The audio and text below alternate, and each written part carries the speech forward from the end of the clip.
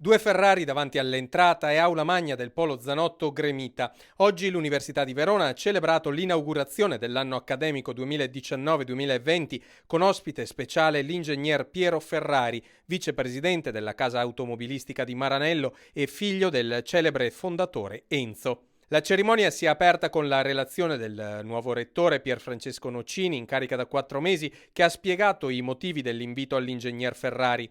La Casa del Cavallino Rampante è stata scelta come simbolo di sviluppo sostenibile, di rispetto dell'ambiente e di attenzione al welfare. Secondo il magnifico rettore, un modello da cui trarre ispirazione per costruire un'università dinamica, audace, sperimentatrice nelle scelte e consapevole del proprio passato e delle sfide future.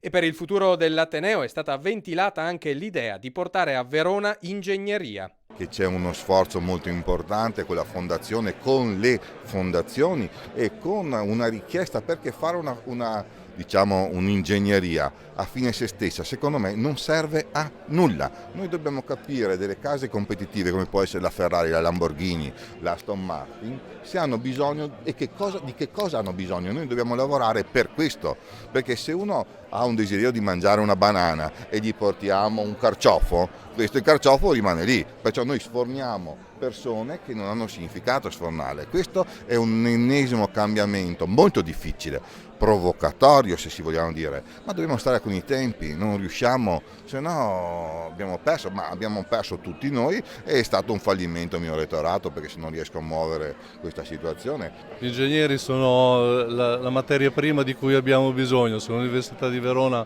avrà ingegneria siamo felici.